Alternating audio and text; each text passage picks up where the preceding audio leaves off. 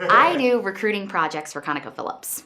So I get to do neat things like employer brand refreshes or redo our careers website and worry about our global recruiter competency development, things along those lines. When I moved to Tulsa, I started working for a small company called the Addison Group, and I didn't know many people. So I got involved in an organization called Tulsa's Young Professionals and started on what was called then their Colleges and Universities crew. Today is called their Attraction crew. And got to be the crew leader for that crew, which was so much fun because I was able to help other college students transition from that academic life to their professional life and help them understand what a great community Tulsa is. And then I, this past year in 2012, was able to be the overall chair of Tulsa's Young Professionals. And that was such a cool experience because I got to work with so many leaders, it's unbelievable. Got to meet tons of volunteers and got to work with an organization, the YWCA, which was incredibly gratifying.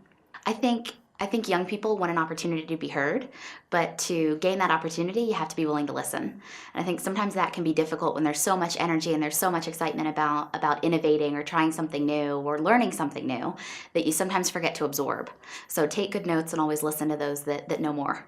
When you're a young professional, I think one of the most important things you can do too is recognize the successes of the other people around you. Because I think when you're trying to build your own career, you can sometimes be so worried about keeping the credit for something that you're not sharing the wealth with that. So I think that's one of the other things that young professionals have to focus on is celebrating other people around them and talking about that.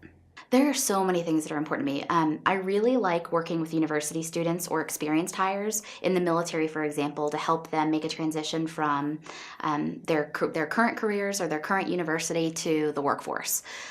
It's something that I really, really enjoy because it's completely overwhelming, especially when you're a university student and have never had to do a job search. Or transversely, if you're somebody who's been with a particular organization for years and years, you don't interview for a living. So to be able to have somebody coach you through that and help you and let you know that you're not supposed to be an expert, but some tips and tricks is something that I really enjoy. I know that I'll be in Tulsa 10 years down the road.